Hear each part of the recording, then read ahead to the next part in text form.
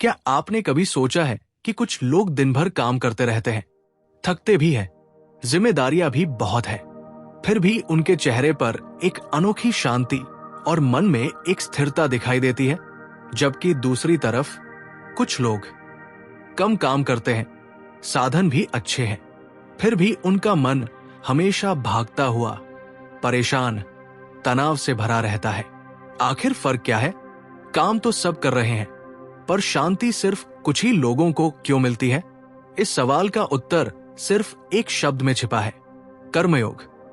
आज की इस पूरी वीडियो में हम एक ऐसी कहानी सुनेंगे जो न सिर्फ आपकी सोच बदलेगी, बल्कि आपके काम करने का तरीका, माइंडसेट और जीवन का अनुभव ही बदल देगी। और वीडियो के अंत में आपको एक ऐसा मंत्र मिलेगा जो भगवान कृष्ण ने स्वयं अर्जुन को दिया था, लाइफ टाइम पीस का, लाइफ टाइम प्रोडक्टिविटी का, एक ऐसा फार्मूला जिसे अपनाने के बाद काम बोझ नहीं, पूजा बन जाता है। तो चलिए शुरू करते हैं हमारी आज की कथा, कर्मयोग। काम करते हुए भी शांति कैसे पाए? आश्रम का एक युवा साधक। पुष्कर के पास एक पहाड़ी पर एक शांत आश्रम था। सुबह के सूरज की किरणें जैसे ही दीवारों पर गिरती, पूरा आश्रम सोने जैसा चमक उठता। उसी आश्रम में एक युवा साधक रहता था, आरव। आरव की एक ही इच्छा थी, मुझे शांति चाहिए, मन की शांति। उसे लगता था कि काम ही उसके मन का सबसे बड़ा दुश्मन है। उसे लगता था कि अगर वो सिर्फ ध्यान करे, प्रार्थना करे और जंगलों में रहे तो वो शांति पा सकता है। लेकिन एक समस्या थी। आश्रम के आचार्य स्वामी श्री वेदानंद जी उसे सिर्फ ध्यान नहीं करने देते थे।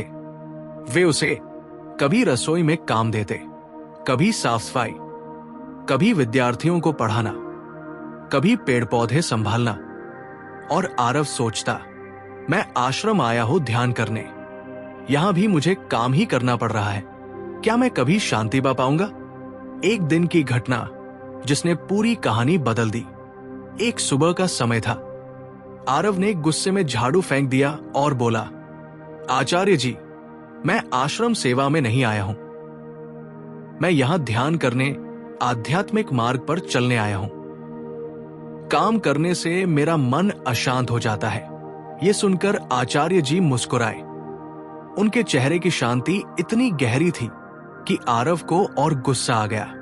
आचार्य बोले, आरव, क्या काम तुम्हें अशांत करता है, या तुम काम करते समय जो सोचते हो वो?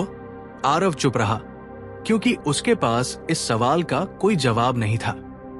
फिर आचार्य जी ने कहा, आज मैं तुम्हें एक ऐसी जगह ले चलूंगा जहां तुम्हें कर्मयोग का असली अर्थ समझ आएगा। यात्रा शुरू, पहाड़ी पर चढ़ाई। दोनों एक लंबी पहाड़ी पर चढ़ने लगे।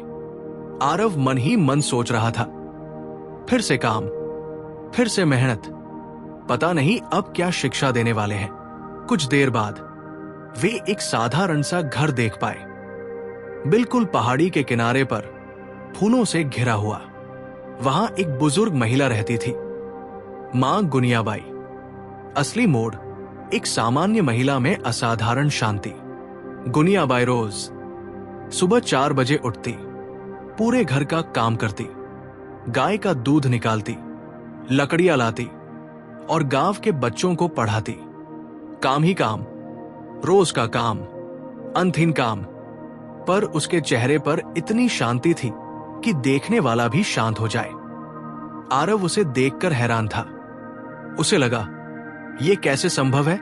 इतना काम, इतनी व्यस्तता और फिर भी इतना शांत मन। गुनियाबाई का पहला वाक्य जिसने आरव को हिला दिया। आचार्य जी ने कहा, मां, आरव शांति खोजने आया है। वो सोचता है कि काम शांति को नष्ट कर देता है। गुनियाबाई हंसी और बोली, बेटा, काम तो बस एक साधन है। मन को अशांत न काम करता है, न दुनिया। मन को अशांत तो मन के विचार करते हैं। आरव ने पूछा, लेकिन काम करते हुए मन स्थिर कैसे रखा जाए? मां गुनियाबाई ने एक वाक्य कहा, काम करो, पर काम करने वाले मत बनो। बस काम होते हुए देखो। आरव और उलझ गया। गुनियाबाई का पहला पाठ, कर्म करो पर कर्ता मत बनो। मां गुनियाबाई ने कहा, आरव, जब तुम कहते हो मैं कर रहा हूं, मैं बना रहा हूं, मैं संभाल रहा हूं, मैं ठीक कर रहा हूं, तो मन भारी हो जाता है। लेकिन जब तुम कहते हो काम हो रहा है ईश्वर की प्रेरणा से, मैं तो बस माध्यम हूं, तो मन हल्का हो जाता है। फिर गुनियाबाई ने उसे चाय पकाने को कहा।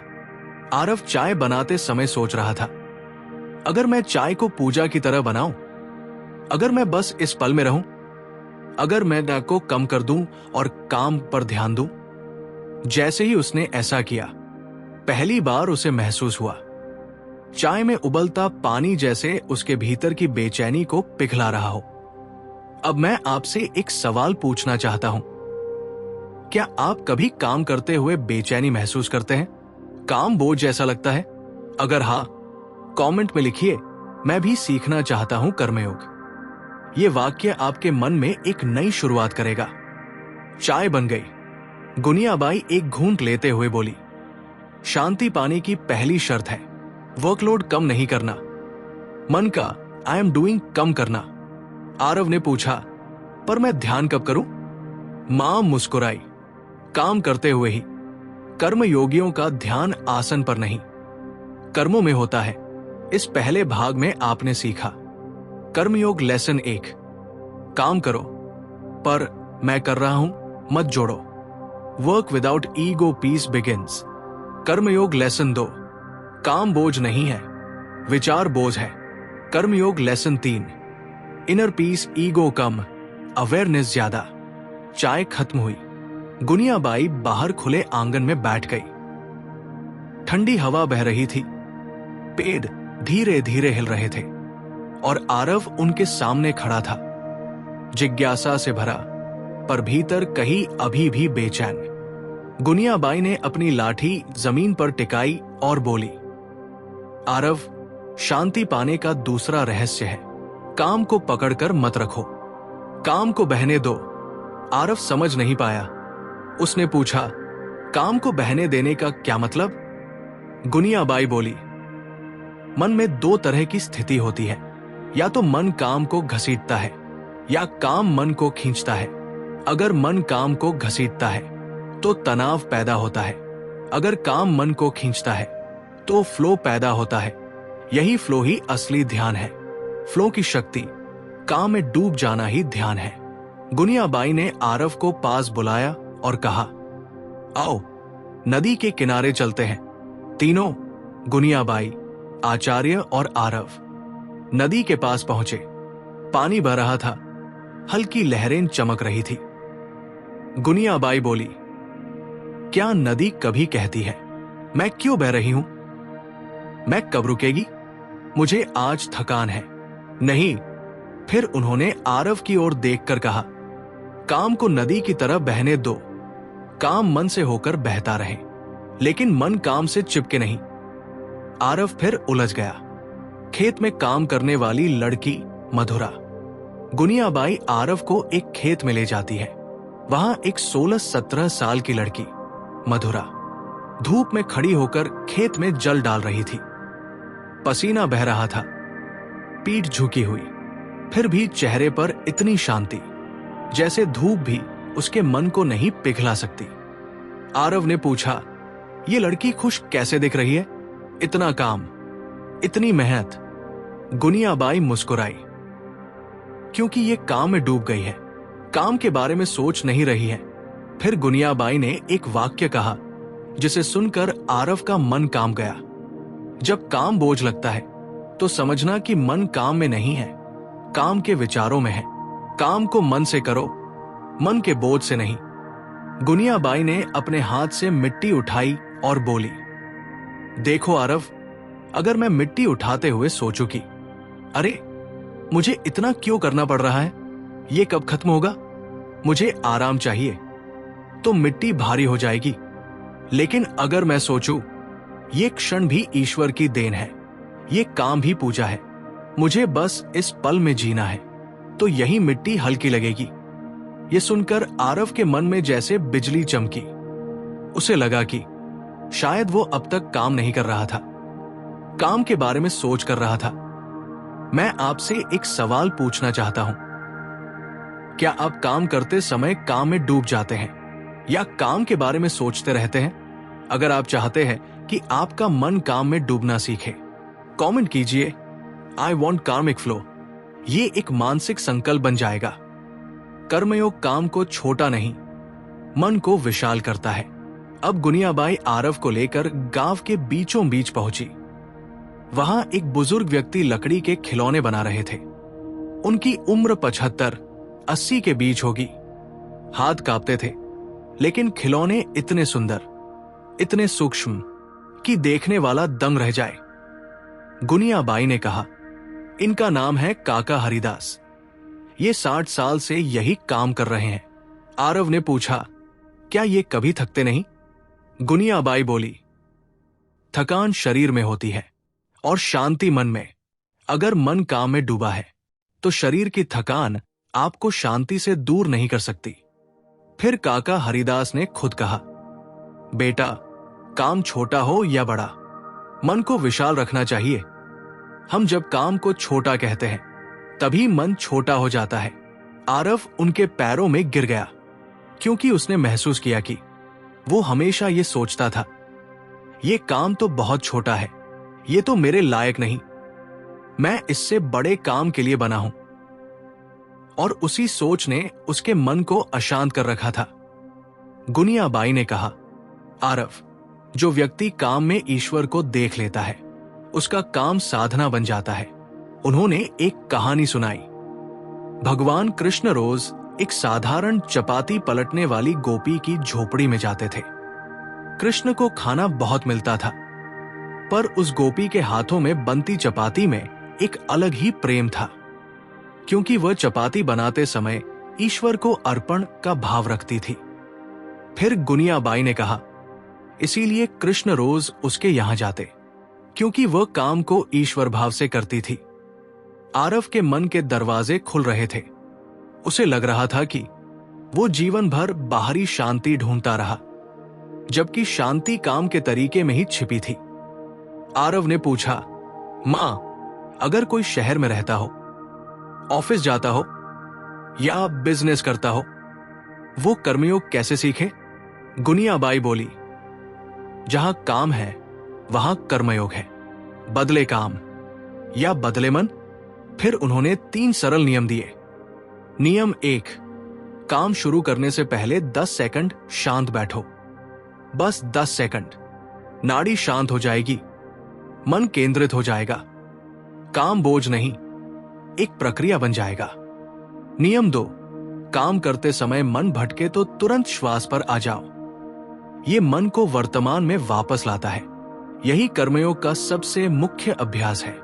नियम 3, काम खत्म होते ही 3 सेकंड के लिए ईश्वर को धन्यवाद दो, क्योंकि कृतज्ञता मन को सबसे तेज साफ करती है। आरव का रूपांतरण। सूरज ढलने लगा था। आरव नदी किनारे बैठा था। वो आज पहली बार काम को बोझ नहीं, बहाव, पूजा और ध्यान की तरह देख पाया। उसके मन में इतनी शांति थी कि वो खुद विश्वास नहीं कर पा रहा था। आचार्य जी पास आए और बोले, आरव, अब तुम तैयार हो। कल मैं तुम्हें असली कर्मयोग का सूत्र बताऊंगा, जो भगवान कृष्ण ने अर्जुन को दिया था। आरव की आंखों में चमक आ गई। और कहानी यही रोकते हैं, ताकि अगला भाग शुरू हो एक नए रहस्य से। कर्मयोग का गीता रहस्य। रात हो चुकी थी। आश्रम की ओर लौटते समय आरव पहले से बिल्कुल अलग महसूस कर रहा था। मन में हल्कापन, शरीर में सहजता और भीतर किसी नई समझ का जन्म। आश्रम पहुंचकर उसने ध्यान किया, माथा जमीन पर लगाया और सोचा, अगर इतना छोटा परिवर्तन इतना बड़ा प्रभाव डाल सकता है तो कर्मयोग का असली रहस्य क्या होगा? उसी रात वो बेचैन था, क्योंकि अगली सुबह आचार्य जी उसे भगवद गीता के कर्मयोग सूत्र देने वाले थे। भोर का समय, सूरज की पहली किरण पहाड़ियों पर पड़ रही थी। आरव जल्दी उठ गया था, क्योंकि आज उसके जीवन का सबसे बड़ा दिन था। आचार्य जी झील के किनारे बैठे थे। हल्की हवा, पक्षियों की आवाज और एक अनकही दिव्यता वहां फैली हुई थी। आरव उनके पास बैठ गया। आचार्य जी बोले, अब सुनो कर्मयोग का गीतार्स्य। आचार्य जी ने गहरी सांस ली और बोले, आरव, कर्मयोग 3 वाक्यों में बेस्ट है और ये तीनों वाक्य भगवान कृष्ण ने अर्जुन को युद्ध भूमि में दिए थे। फिर उन्होंने पहला वाक्य कहा, कर्मयोग सूत्र 1, कर्मण्येवाधिकारस्ते। आचार्य बोले, तुझे सिर्फ कर्म करने का अधिकार है, फल की चिंता तेरा काम नहीं। आरव ध्यान से सुन रहा था। आचार्य आगे बोले, किसी भी काम में तनाव तब पैदा होता है जब मन काम नहीं, फल सोचने लगता है। तो पहला कर्मयोग सूत्र ये कहता है, work with full sincerity but don't mentally live in the result. फिर आचार्य ने एक उदाहरण दिया। आचार्य बोले, अर्जुन लड़ नहीं पा रहा था क्योंकि उसका मन युद्ध में नहीं, बल्कि युद्ध के बाद क्या होगा उसमें फंसा था। और यही गलती आज हम भी करते हैं। काम करते हैं पर मन रिजल्ट में खो जाता है। नौकरी मिलेगी या नहीं, वीडियो चलेगी या नहीं, लोग सराहेंगे या नहीं, पैसा मिलेगा या नहीं, भविष्य सुरक्षित होगा या नहीं। आचार्य बोले, जब मन रिजल्ट में फंसता है तो काम पूजा नहीं, चिंता बन जाता है। आपने कौन सा काम सिर्फ इसलिए छोड़ा क्योंकि आप उसके रिजल्ट से डरते थे? कमेंट करें, मैं कर्म में जीना सीख रहा हूं। यह आपके मन में एक संकल्प पैदा करेगा। कर्मयोग सूत्र 2, मां फलेषु कदाचन। आचार्य जी ने शांत स्वर में कहा, कभी भी फल को अपना नहीं मानना। आरव ने पूछा, क्यों? आचार्य मुस्कुराए, क्योंकि फल हजारों कारणों का परिणाम होता है और उनमें से बहुत से कारण हमारे नियंत्रण में नहीं होते। उदाहरण के लिए, मौसम, लोगों का मूड, समय की परिस्थितियां, दुनिया का माहौल, किस्मत, अवसर, दूसरों का सहयोग। आचार्य बोले, जब फल 1000 बाहरी कारणों से बनता है तो उसे मेरा फल कहना अशांति का कारण है। फिर आचार्य ने एक गहरी बात कही, तुम बस कर्म की धारा में तैर सकते हो, फल की धारा में नहीं। कहानी का मोड़ एक दंतक था जो सब कुछ स्पष्ट करती है। आचार्य जी ने एक कहानी सुनाई। एक किसान था जिसका नाम था देवजी। वो हर सुबह प्रेम से अपनी फसल बोता, पानी देता, देखभाल करता, लेकिन उसे एक बात का रहस्य था। वो कभी फसल के बारे में अनुमान नहीं लगाता था कि कितनी उपजेगी, कम होगी, ज्यादा होगी। वो कहता था, मेरा काम बीज डालना है, उगाना प्रकृति का काम है। लोग पूछते, तुझे चिंता नहीं होती? वो कहता, मैं अपना पूरा दिल देकर काम करता हूं। अगर प्रकृति चाहेगी तो फल देगी, अगर न दे तो शायद कोई और पाठ सिखा रही होगी।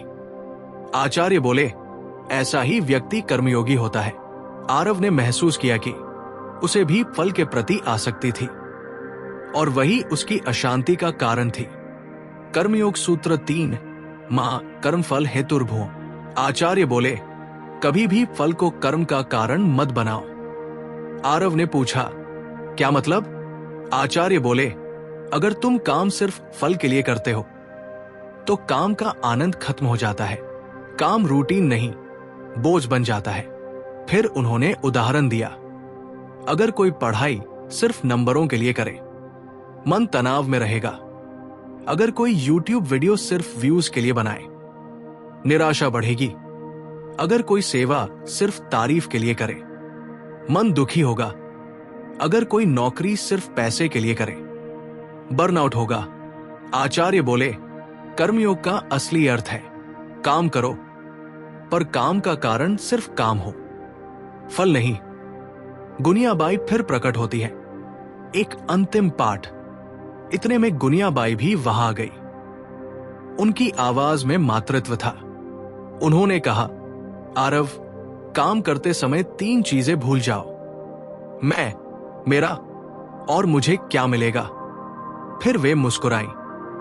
इन तीनों को भूलोगे तो काम स्वयं ध्यान बन जाएगा। उन्होंने अपना हाथ आरव के सिर पर रखा। जब मन काम को समर्पण से करता है तब काम करने वाला स्वयं ईश्वर बन जाता है। आरव की आंखें भर आई। आरव झील के किनारे आंखें बंद करके बैठा। मन में सिर्फ एक वाक्य गूंज रहा था, काम करो पर फल मत खोजो। धीरे धीरे उसके भीतर एक नई ऊर्जा उठ रही थी, एक ऐसा प्रकाश जो उसे पहली बार खुद के अस्तित्व से जोड़ रहा था। उसने महसूस किया, काम बोझ नहीं, काम तपस्या है। काम थकाता नहीं, काम शुद्ध करता है। काम छोटा या बड़ा नहीं, काम मन की अवस्था बनाता है। उसने हाथ जोड़कर कहा, आचार्य जी, अब मुझे कर्मयोग की दिशा दिख रही है। आचार्य बोले, अभी बस दिशा मिली है, गहराई अभी बाकी है। और गहराई वो है जिसे कृष्ण ने बहुत कम शब्दों में कहा था। आरव ने पूछा, क्या? आचार्य ने उत्तर दिया, निष्काम कर्म। इस भाग में आपने सीखा कर्मयोग सूत्र 1, कर्मण ये वाधिकारस्ते, काम करो, फल की चिंता मत करो। कर्मयोग सूत्र 2, मां फलेषु कदाचन, फल को अपना मत समझो। कर्मयोग सूत्र 3, मां कर्म फल हेतुर्भो, काम का कारण फल मत बनाओ। कर्मयोग सूत्र 4, निष्काम कर्म, काम करते जाओ, मन को समर्पण में रखो। पहाड़ों के बीच सुबह का उजाला फैल रहा था। धीमी हवा, ओस की हल्की खुशबू और आश्रम की घंटियां एक दिव्य लय में बज रही थी। आरव हमेशा की तरह जल्दी उठा, लेकिन आज उसके भीतर एक गहरी शांति थी, जैसे किसी ने मन के कोलाहल को बंद कर दिया हो। उसने पहली बार महसूस किया, शांति बाहर से नहीं आती, काम के सही भाव से आती है। उसी समय आचार्य जी बाहर आए और बोले, आज हम निष्काम कर्म का असली रहस्य खोलेंगे। आरव समझ गया, आज का दिन असाधारण होने वाला है। आचार्य जी ने कहा, चलो आज हम पहाड़ी पर चलते हैं। आश्रम के पीछे एक ऊंची पहाड़ी थी। रास्ता सीढ़ियों से नहीं बना था, कंचन पत्थरों और जड़ों का प्राकृतिक रास्ता था। चढ़ाई कठिन थी, लेकिन आचार्य जी अद्भुत सहजता से चढ़ रहे थे। आरव हाफ रहा था, पर चुप रहा, क्योंकि उसे कहीं न कहीं समझ आ रहा था कि ये चढ़ाई एक प्रतीक है। आचार्य ने चलते चलते कहा, कर्मयोग में भी यही होता है। सही मार्ग अक्सर कठिन होता है, पर वही मार्ग शांति की ऊंचाई तक ले जाता है। जब वे शिखर पर पहुंचे, नीचे पूरा घाटी प्रदेश दिखाई दे रहा था। हवा तेज थी, पर मन स्थिर। आचार्य जी ने कहा, आरव, तुम्हें लगता है कि निष्काम कर्म का मतलब है फल की इच्छा छोड़ देना, लेकिन ये सिर्फ आधा सत्य है। आरव चौंक गया। आचार्य बोले, पूरा सत्य ये है, कर्म करने वाला भी छोड़ देना। आरव नहीं समझा, क्या मतलब? आचार्य ने शांत स्वर में कहा, जब तक मैं कर रहा हूं, ये भाव मन में है, तब तक कर्म आत्मा को नहीं, अहम को मजबूत करता है। आरव की आंखें बड़ी हो गई। आचार्य आगे समझाने लगे। आचार्य बोले, कर्मयोग का असली रहस्य है कर्तापन छोड़ना। आरव ने पूछा, कर्तापन छोड़ना मतलब? आचार्य जी बोले, कर्तापन वो भावना है जिसमें हम कहते हैं, मैं कर रहा हूं, मेरी वजह से हो रहा है, मेरे बिना कुछ नहीं होगा। फिर बोले, ये मैं ही सारी अशांति का मूल है। आरव के चेहरे पर एक आतंरिक झटका आया। उसे याद आया, वो सोचता था कि उसकी वजह से टीम चलती है। वो मानता था कि अगर वो ना हो तो काम बिगड़ जाएगा। वो सब कुछ अपनी क्षमता का परिणाम मानता था। अब उसे समझ आया, उसे फल की आसक्ति ही नहीं, कर्तापन की आसक्ति भी थी। आचार्य का उदाहरण, हवा का काम।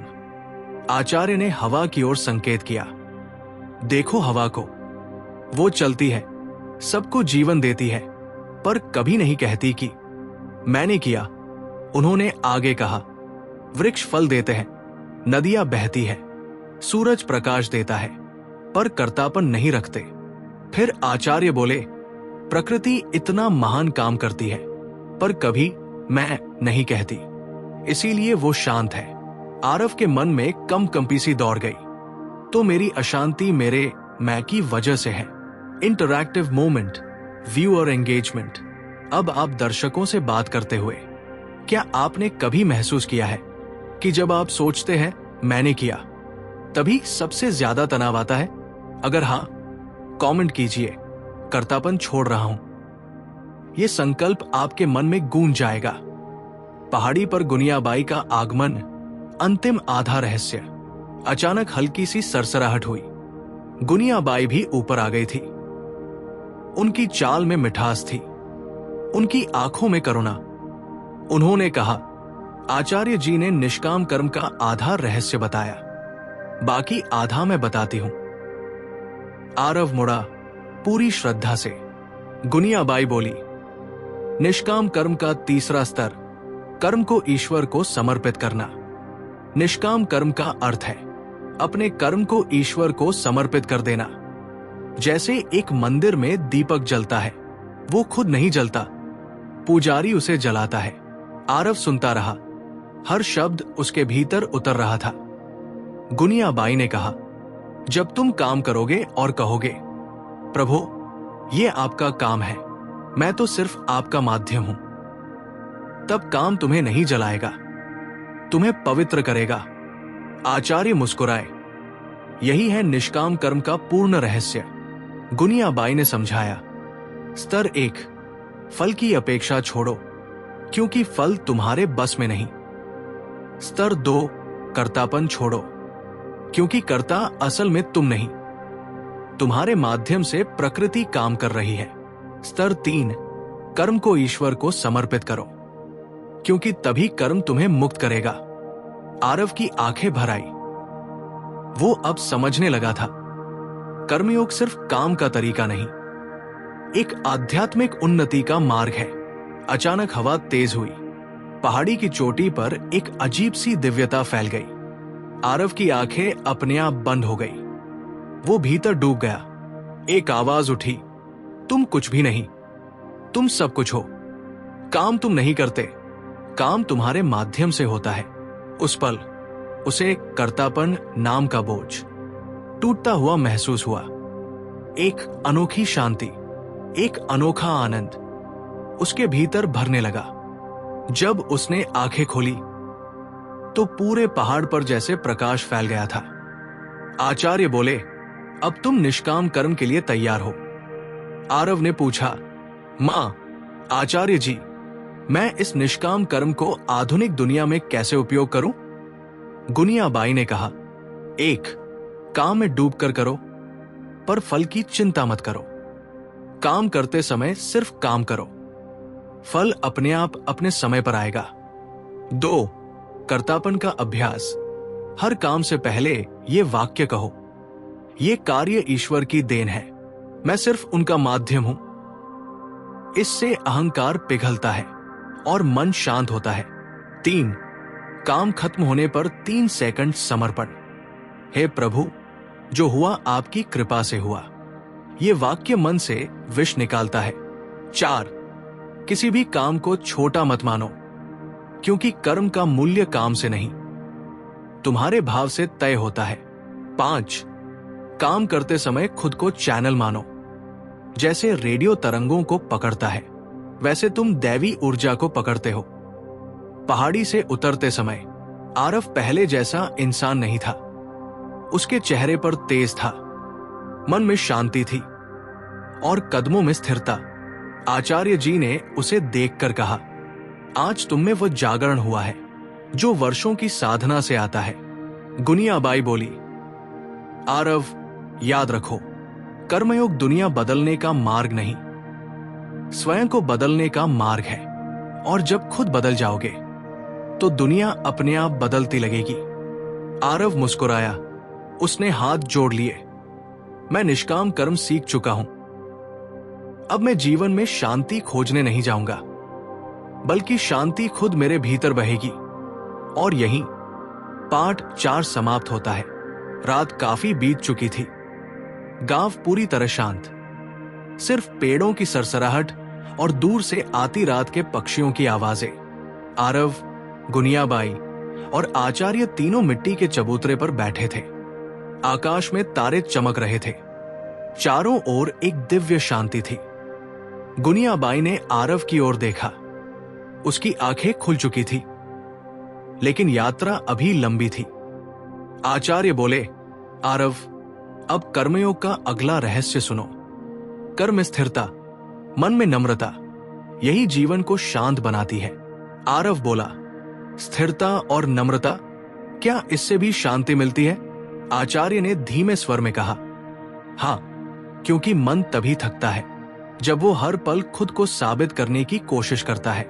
ये आरव को भीतर तक छू गया। हो भी क्यों ना, वो अब तक जीवन भर खुद को कुछ बड़ा साबित करने की दौड़ में था। अगली सुबह तीनों गांव के दक्षिण वाले हिस्से में गए। वहां एक बूढ़ा बढ़ी था। नाम था दामोदर काका। वो रोज एक ही पेड़ के नीचे बैठकर लकड़ी घिसते रहते, एकदम शांत, एकदम स्थिर, जैसे समय भी उनके पास आकर रुक जाता हो। आरव ने सोचा, ये रोज एक ही काम करते हैं, कैसे उबते नहीं, कैसे इतना शांत? गुनियाबाई ने कहा, कर्मयोग स्थिरता सिखाता है। जिस दिन आप बार बार काम बदलना छोड़ते हैं, मन भी अपने धक्के और हलचले छोड़ देता है। आरव ने उनकी बात समझने की कोशिश की, पर उसका आधुनिक मन सहज नहीं हुआ। उसने पूछा, लेकिन मां, हमारा जेनरेशन तो कहता है कि variety is life. Bar bar change करो, नया करो, फिर स्थिरता क्यों? गुनियाबाई का उत्तर, स्थिरता स्थिर नहीं, गहरी होती है। गुनियाबाई मुस्कुराई, बेटा, स्थिरता का मतलब ये नहीं कि तुम वही करो जो कल किया था। स्थिरता का मतलब है मन एक दिशा खोज ले, फिर कदम चाहे जैसे बढ़े, मन भटके नहीं। फिर उन्होंने अपने हाथ से मिट्टी उठाई। देखो, ये मिट्टी एक जगह है, लेकिन इससे तुम लाख रूप बना सकते हो। कुछ क्षण चुप रहकर बोली, स्थिर मन ही रचनात्मक होता है, अस्थिर मन बस नया खोजता है, गहरा नहीं। आरव को यह वाक्य ऐसा लगा जैसे कोई प्राचीन सत्य उसके भीतर जाग रहा हो। आपसे एक सवाल पूछता हूं, क्या आप हर कुछ दिन में नया शुरू कर देते हैं, या किसी एक काम में गहराई से टिके हैं? अगर आप जीवन में स्थिर दिशा चाहते हैं तो कमेंट कीजिए, I choose depth not distraction. Aarav काका के पास गया। काका लकड़ी को छील रहे थे, धीरे, स्थिर, एक एक किनारा तराशते हुए। आरव ने पूछा, काका, आप रोज यही करते हैं? काका हंस पड़े, नहीं रे, मैं रोज वही नहीं करता, मैं रोज ज्यादा गहरा करता हूं। आरव चौंक गया। काका बोले, हर काम में एक सतह होती है और एक सार। जो लोग जल्दी ऊब जाते हैं वो सिर्फ सतह देखते हैं, जो लोग स्थिर रहते हैं वो सार खोज लेते हैं। फिर उन्होंने एक वाक्य कहा, सतह बेचैनी देती है, सार शांति देता है। आरव को लगा यह वाक्य उसके जीवन की सबसे बड़ी कमी पर निशाना है। कर्मयोग का छठा सूत्र, नम्रता मन की हल्कापन। आगे बढ़ते हुए गुनियाबाई बोली, आरव, कर्मयोग में एक और गहरा तत्व है, नम्रता। आरव, नम्रता से शांति कैसे मिलती है? गुनियाबाई ने पूछा, तुमने ध्यान दिया, जब भी मन कहता है मैं ही सही हूं, मुझे ही मानो, मैं सबसे बड़ा हूं, तभी मन भारी हो जाता है। आरव ने सिर हिलाया, हां, ऐसा ही होता है। गुनियाबाई बोली, नम्रता का अर्थ है अपनी अहमियत कम करना नहीं, अपने अहंकार को हल्का करना। आचार्य ने जोड़ा, कर्मयोग का शांति सूत्र यह है, जिसके दिल में अहंकार कम होता है उसके भीतर जगह ज्यादा होती है, और मन तभी शांत होता है जब वो भीड़ से नहीं, अपने विस्तार से भरा होता है। आरव को लगा मानो कोई उसके भीतर के भारी बोझ को साफ कर रहा है। तीनों रास्ते पर आगे बढ़ रहे थे कि एक नन्हा बच्चा कीचड़ में खेलता मिला। उसकी मां ने डांटा, कितने गंदे दिख रहे हो। वो हंसकर बोला, गंदगी तो सिर्फ कपड़ों में है, मन तो साफ है। गुनियाबाई मुस्कुराई। देखा, नम्रता बच्चों में होती है, इसलिए उनका मन हल्का रहता है। आरव ने महसूस किया वो जीवन भर परफेक्ट दिखने के चक्कर में अपने मन को गंदा करता रहा था। कर्मयोग का 7वां सूत्र, कर में अहंकार न हो, बस समर्पण हो।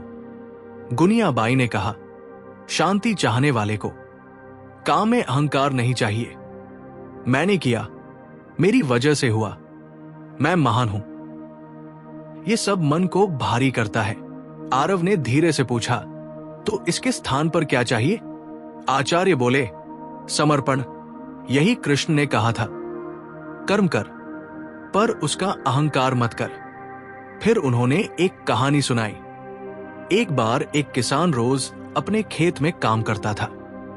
बारिश कम होती, फसल कमजोर होती, लोग उसका मजाक उड़ाते, पर वो हर बार कहता, मेरा काम कर्म है, फल समय का है। एक दिन भगवान उसके सामने प्रकट हुए। उन्होंने किसान से कहा, तुम्हें दुख नहीं होता कि मेहनत के बाद भी फल कम मिला? किसान हंसकर बोला, भगवान, मैंने काम किया, ये मेरा हिस्सा था, फल आपका हिस्सा है। भगवान मुस्कुराए, तूने कर्मयोग का रहस्य जान लिया। आरव की आंखें भर आई। वो समझ रहा था, वो मेहनत करता था, लेकिन फल को लेकर बेचैन रहता था। यही बेचैनी उसका जीवन खराब कर चुकी थी। सब अपने अपने घर लौट रहे थे। आरव ने गुनियाबाई और आचार्य के सामने झुककर कहा, मैं जीवन भर गलत समझता रहा। मैं सोचता था कि बड़ा बनना शांति देगा, पर आज समझा, हल्का बनना ही सच्ची शांति देता है। गुनियाबाई ने उसके सिर पर हाथ रखा। बेटा, अब तुम सीख रहे हो। कल हम तुम्हें कर्मयोग का सबसे गहरा और अंतिम चरण सिखाएंगे। कर्म में मन को मुक्त कैसे रखें। आरव की आंखें चमक उठीं। वो जान गया कि अगला पाठ उसके जीवन की दिशा बदल देगा। सुबह की पहली रोशनी गांव में उतरने लगी थी। पक्षियों की हल्की चहचहाहट, ठंडी हवा और आसमान में गहरा नीला रंग। आरव आज बहुत शांत था। पिछले 5 दिनों में उसने जितना सीखा, उतना वो अपनी पूरी जिंदगी में नहीं सीख पाया था। आचार्य और गुनियाबाई उसे लेकर नदी किनारे पहुंचे। गुनियाबाई ने कहा, आज तुम्हें कर्मयोग का सबसे बड़ा रहस्य समझाया जाएगा। वो रहस्य जिसके बिना कर्मयोग केवल एक विचार बनकर रह जाता है। कर्म में मन को मुक्त रखना। आरव ने गहरी सांस ली। वो तैयार था। दृश्य, नदी पर बहता हुआ एक पत्ता। गुनियाबाई ने नदी की ओर इशारा किया। पानी पर एक सूखा पत्ता बह रहा था।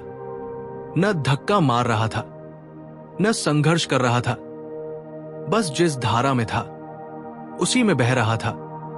गुनियाबाई बोली, आरव, ये पत्ता कमजोर नहीं है, ये बुद्धिमान है, क्योंकि ये धारा के खिलाफ नहीं जा रहा और खुद को बहाव पर छोड़कर अपनी मंजिल पाता जा रहा है। आरव ने पूछा, क्या कर्मयोग भी ऐसा ही है? गुनियाबाई मुस्कुराई। हाँ बेटा, कर्मयोग कर्म करो, पर मन को बहने दो। आरव ने फिर पूछा, लेकिन मन कैसे बहता है? आचार्य बोले, जब मन फल से जुड़ा नहीं रहता तब वो बहता है। जब मन क्या मिलेगा से जुड़ जाता है तब वो डूब जाता है। ये शब्द सुनकर आरव जैसे भीतर तक जाग उठा। कहानी, वो कलाकार जो अपने चित्रों से परेशान था। आचार्य ने एक कहानी सुनाई। एक कलाकार था, बहुत हुनरवान, बहुत समर्पित, लेकिन हर चित्र बनाते हुए वो सोचता, ये बिकेगा या नहीं, लोग पसंद करेंगे या नहीं, अगर न पसंद आया तो मैं क्या करूंगा। धीरे धीरे उसने चित्र बनाना बंद कर दिया। क्यों? क्योंकि उसका मन काम से जुड़ा नहीं था, फल से जुड़ गया था। तभी एक दिन एक साधु आया और बोला, अगर बनाते वक्त फल की चिंता करोगे तो चित्र में भगवान की ऊर्जा नहीं आएगी। कलाकार ने पूछा, तो मैं क्या करूं? साधु बोला, काम करो, लेकिन चित्र को बनाते ही उससे मन का धागा काट दो। कलाकार ने ऐसा ही किया। वो चित्र बनाते ही कह देता, अब ये मेरा नहीं है। और उसके बाद उसके चित्र इतने अद्भुत हुए कि लोग दूर दूर से खरीदने लगे। आरव ने ये सुना और काम किया, क्योंकि वो खुद उसी कलाकार की तरह था। गुनियाबाई ने धीरे से पूछा, आरव, सच सच बताओ, तुम्हारा मन किस फल से बंधा है? आरव ने सिर झुका लिया, आंखें भर आई। मुझे हमेशा डर रहता था, अगर मैं असफल हो गया तो लोग क्या कहेंगे? अगर मैं पीछे रह गया तो? गुनियाबाई ने उसका हाथ पकड़ा। यही डर मन को बांधता है। जैसे नदी पर पत्थर रख दो तो वो बहना बंद कर देती है, वैसे ही मन पर भय रख दो तो वो बहना छोड़ देता है। आरव रो पड़ा, लेकिन ये आंसू डर के नहीं, मुक्ति के थे। आपसे एक सच पूछता हूं, क्या आपका मन भी किसी फल से बंधा है? किसी डर से, किसी चाहत से? अगर आप मन को मुक्त करना चाहते हैं तो कमेंट कीजिए, आ रिलीज द आउटकम। ये मन को ऊर्जा देगा। तीनों नदी से आगे बढ़े और गांव के कुम्हार के घर पहुंचे। कुम्हार, जिसका नाम शंकरू था, गांव का सबसे मेहनती व्यक्ति था। दिन भर चाक घुमाना, मिट्टी को आकार देना, बर्तन बनाना, लेकिन उसके चेहरे पर इतनी गहरी शांति, इतना संतोष कि देखते ही मन ठहर जाए। आरव ने पूछा, शंकरू काका, आप ऐसा क्या करते हैं जो इतना शांत रहते हैं? शंकरू काका हंसकर बोले, मैं अपना काम मिट्टी को सौंप देता हूं और परिणाम भगवान को। आरव चौंक गया। शंकरू ने समझाया, देख बेटे, जब मैं चाक पर बर्तन बनाता हूं तो मैं सिर्फ हाथ चलता हूं।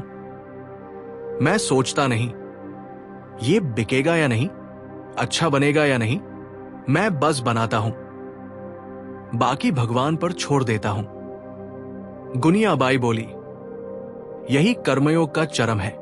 कर्म तुम्हारे हाथ में है, लेकिन फल तुम्हारे हाथ में नहीं। आरव ने उसी दिन अभ्यास शुरू किया। उसने एक साधारण काम चुना, लकड़ी काटना। वो कभी ऐसा काम नहीं करता था, लेकिन आज वो मन को मुक्त करना चाहता था। वो लकड़ी काटते हुए बस काटने पर ध्यान दे रहा था। कोई लक्ष्य नहीं, कोई परफॉर्मेंस नहीं, कोई परिणाम नहीं। कुछ ही देर में वो एक गहरे फ्लो में चला गया। मन बिल्कुल शांत, सांसें सरल, विचार धीरे धीरे पिघलते हुए। पहली बार उसे लगा कि काम भी ध्यान हो सकता है। वो आश्चर्यचकित था। क्या कर्मयोग सच में इतना शक्तिशाली है? गुनियाबाई ने कहा, बेटा, कर्म करो, क्योंकि कर्म तुम्हें खुद से जोड़ता है, तुम्हारी आत्मा से। लेकिन फल की चिंता मत करो, क्योंकि फल तुम्हें दुनिया से बांधता है। आरव ने पूछा, तो क्या दुनिया से जुड़ना गलत है? गुनियाबाई ने बोला, नहीं बेटा, दुनिया से जुड़ो, लेकिन अपने मन के बलिदान पर नहीं। जुड़ो, लेकिन बंधो मत। ये सुनकर आरव ने महसूस किया कि अब वो समझ गया है, कर्मयोग काम नहीं, मन की स्वतंत्रता है। आचार्य ने कहा, आरव, तुम तैयार हो? कल हम तुम्हें कर्मयोग का गूढ़तम रहस्य बताएंगे, जो सिर्फ गीता नहीं, संपूर्ण ब्रह्मांड का नियम है। आरव की आंखों में चमक थी। अब वो सिर्फ सीख नहीं रहा था, वो बदल रहा था। सुबह सुबह हल्की गुलाबी धूप आसमान पर तैर रही थी। गांव में पक्षियों की मधुर आवाज, रसोई से उठती गर्म चाय की महक और खेतों में चमकती ओस, पूरा वातावरण दिव्यता से भरा था। आरव आज जल्दी उठ गया था। वो समझ चुका था कि कर्मयोग सिर्फ समझने की चीज नहीं, जीने की चीज है। आचार्य और गुनियाबाई उसे लेकर प्राचीन बरगद के नीचे पहुंचे, जहां गांव के बुजुर्ग ध्यान किया करते थे। आचार्य ने कहा, आज कर्मयोग का गूढ़तम रहस्य सुनो। कर्म मन में नहीं होना चाहिए, मन कर्म में होना चाहिए। आरव थोड़ा चौंका। उसने सोचा, ये दोनों एक ही बात तो लगते हैं, फिर इनमें अंतर क्या? आचार्य मुस्कुराए। अंतर ही जीवन बदल देता है। गुनियाबाई ने कहानी शुरू की। 2 मजदूर एक ही काम कर रहे थे, पत्थर तोड़ना। पहले ने कहा, मैं बस दिन काट रहा हूं। दूसरे ने कहा, मैं एक मंदिर की नींव बना रहा हूं। काम एक ही था, लेकिन पहले के मन में कर्म था, अनिच्छा, बोझ, मजबूरी। दूसरे के कर्म में मन था, आस्था, उद्देश्य, अर्थ। गुनियाबाई बोली, पहला दिन भर थक गया, दूसरा दिन भर शांत रहा। आरव के मन में बिजली सी कौंध गई। आचार्य बोले, जब काम बोझ लगता है तो मन टूटता है, जब काम अर्थ बन जाता है तो मन खिलता है। आरव ने धीरे कहा, तो काम वही रहे, लेकिन मेरी भावना बदल जाए। आचार्य ने सिर हिलाया, यही तो परिवर्तन है। संघर्ष बाहर नहीं बदलता, भीतर बदलता है। आरव समझ रहा था कि कई सालों से वो अपनी जॉब, स्टडी, गोल्स को बोझ की तरह उठाता आया था, इसीलिए वो थक गया था। गुनियाबाई ने अगली कहानी सुनाई। एक बीज कमल बनने का सपना देखता था, लेकिन वो कीचड़ में गिर गया। बीज ने रोना शुरू किया, ये कीचड़ क्यों, ये बदबू क्यों, ये अंधेरा क्यों। एक बगुला उड़ते हुए आया और बोला, तू कमल बनना चाहता है, लेकिन कीचड़ नहीं चाहता। बिना कीचड़ के कमल बनेगा कैसे। बीज ने गहरी सांस ली। उसने शिकायत छोड़ दी और अपने कर्म, जड़ें फैलाने में मन लगा दिया। कुछ ही समय बाद वो सुंदर कमल बनकर सूरज की रोशनी को प्रतिबिंबित करने लगा। गुनियाबाई बोली, समस्या कीचड़ नहीं, तुम्हारी शिकायत है। कर्मयोग कहता है, जहां हो वही खिलो। आरव ये सुनकर जैसे भीतर से कुछ टूटता और जुड़ता महसूस कर रहा था। अब मैं आपसे एक सवाल पूछता हूं, क्या आप अपने काम या पढ़ाई को कमल का कीचड़ मानते हैं या पंख?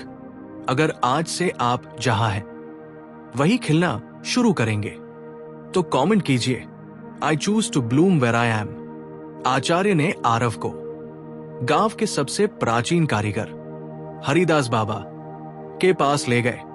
बाबा लकड़ी से मूर्तियां बनाते थे। उनके हाथ उम्र की वजह से कांपते थे, लेकिन उनकी मूर्ति धड़कती हुई लगती थी। आरव ने पूछा, बाबा, आपके हाथ इतने स्थिर कैसे रहते हैं? हरिदास बाबा ने कहा, बेटा, मैं मूर्ति नहीं बनाता, मैं खुद को बनाता हूं। मूर्ति तो बस मेरा दर्पण है। आरव चौंक गया। बाबा बोले, जब काम खुद को तराशने का माध्यम बन जाता है तो उसमें मन खो जाता है, और जिस काम में मन खो जाए वो काम ध्यान बन जाता है। आचार्य ने कहा, यही कर्मयोग का रहस्य है। काम ध्यान बन जाए, ध्यान शांति बन जाए, और शांति जीवन बन जाए। शाम का आत्म साक्षात्कार। शाम को आरव बरगद के नीचे अकेला बैठा था। उसने अपनी जिंदगी को धीरे धीरे आंखों के सामने गुजरते देखा। बचपन में उसके अंदर कितनी मासूम खुशी थी।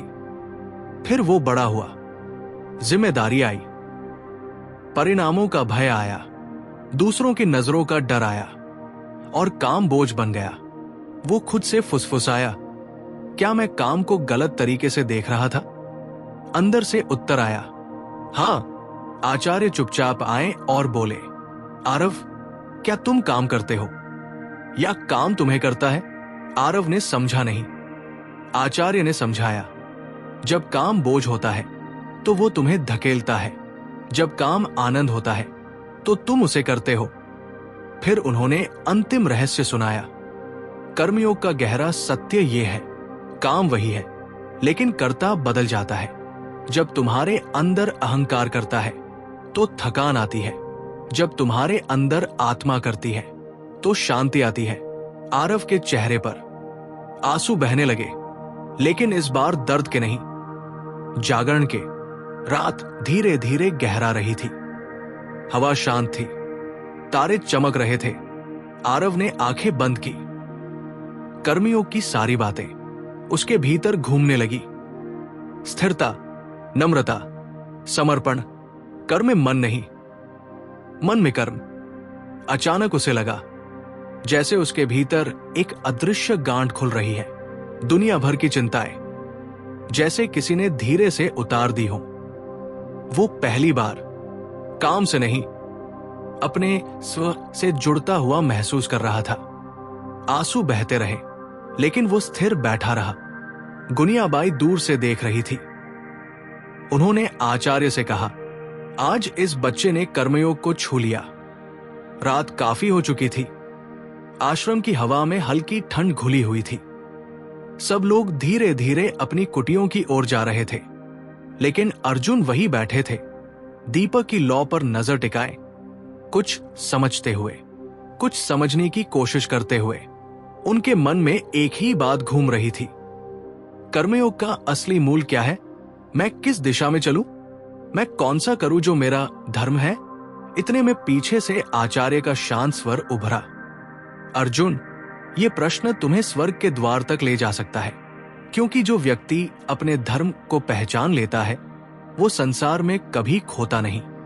अर्जुन धीरे से बोले, गुरुदेव, लेकिन धर्म कैसे पहचाने? काम तो सब करते हैं, पर कौन सा काम मेरा कर्मयोग बन सकता है?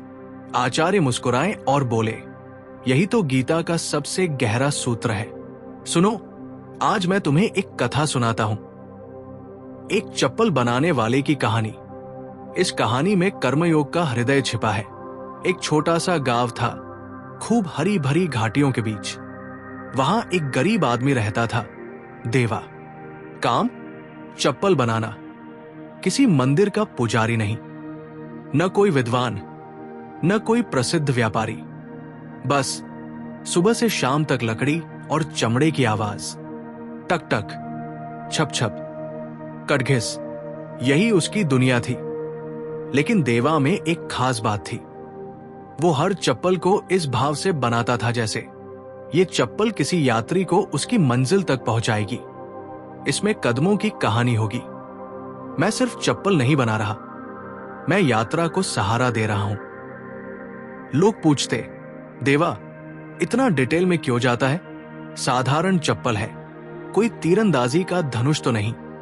देवा हंस देता, काम कोई भी छोटा बड़ा नहीं होता।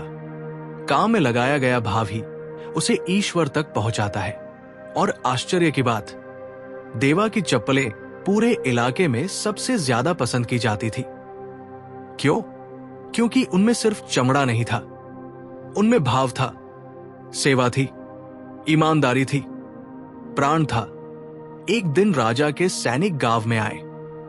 राजा ने आदेश दिया, पूरे राज्य के लिए हजारों चप्पलें बनवानी हैं। सब चप्पल बनाने वालों में हड़चल मच गई।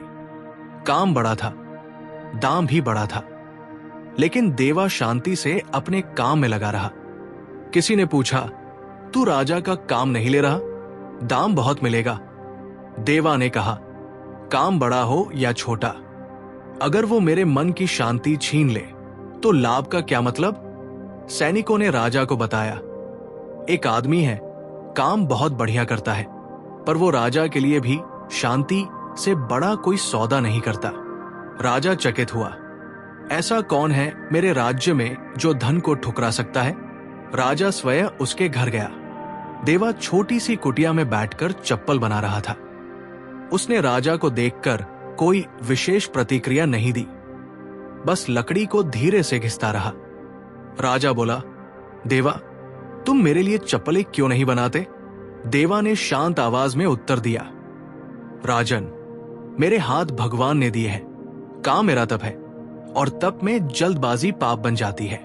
अगर मैं आपकी समय सीमा के दबाव में काम की शांति खो दूं, तो वो चप्पलें भगवान भी स्वीकार नहीं करेंगे।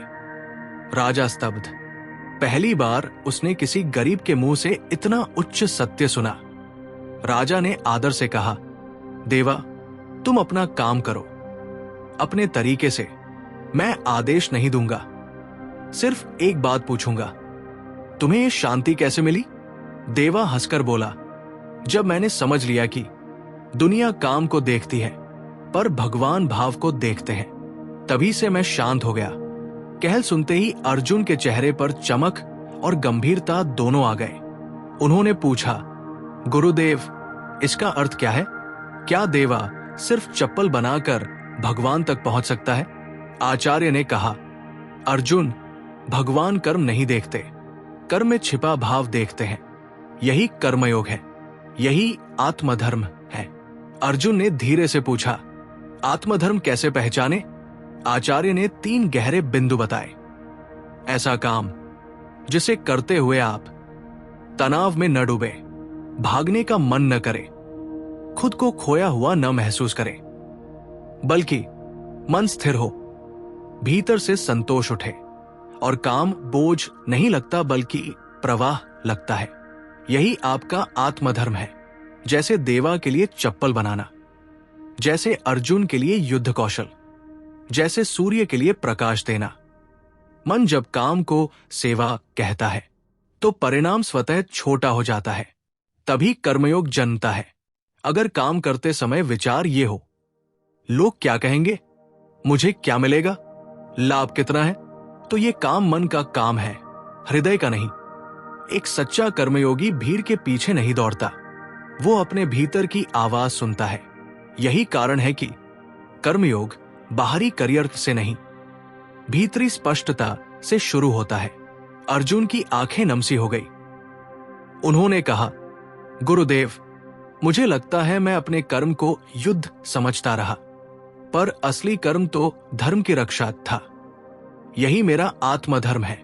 आचार्य ने कहा, सही समझा अर्जुन, कर्म बदल सकता है पर आत्मधर्म कभी नहीं बदलता। सांझ की हल्की रोशनी आश्रम के भीतर फैल रही थी। अर्जुन अब अकेले नहीं थे, बल्कि कृष्ण की उपस्थिति उनके भीतर महसूस हो रही थी। पिछले भागों में उन्होंने धैर्य, वर्तमान क्षण में जीना, अहंकार का त्याग और भीतर की चुप्पी सीख ली थी। लेकिन कृष्ण ने मुस्कुराते हुए कहा, अर्जुन, अब अंतिम चरण बाकी है। कर्मयोग केवल बाहरी कामों में सिद्ध नहीं होता, बल्कि ये आत्मा की पूरी जागृति का मार्ग है। इसका अंतिम रूप संत एकनाथ की कहानी में देखा जा सकता है। अर्जुन ने उत्सुकता से पूछा, गुरुदेव, कैसे? 1 कथा संत एकनाथ और कर्मयोग। संत एकनाथ महाराष्ट्र के महान संत छोटे से गांव में जन्मे थे। उन्होंने पूरे जीवन में एक ही नियम अपनाया, काम करो लेकिन कभी भी अहंकार मत रखो, सेवा करो लेकिन कभी अपनी पहचान मत बनाओ। एक बार गांव में भयंकर अकाल पड़ा, लोग भूखे थे, रोग फैल रहा था।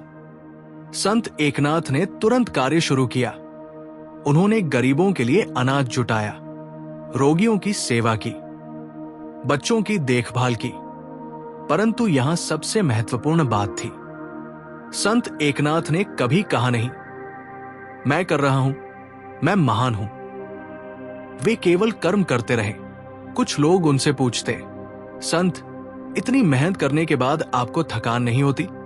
संत मुस्कुराकर कहते, मैं थकता नहीं, क्योंकि ये काम मेरा नहीं, भगवान का है। जब मैं कर्म को खुद से जोड़ता नहीं, तब वो शक्ति बन जाता है। 2 अर्जुन के लिए शिक्षा।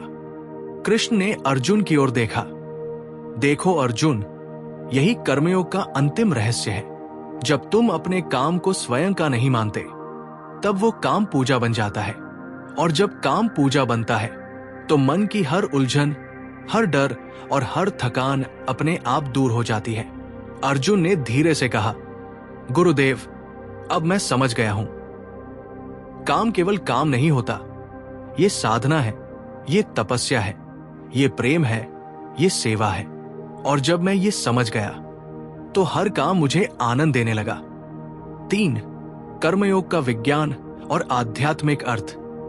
कृष्ण ने आगे समझाया, मन को वर्तमान में स्थिर करना।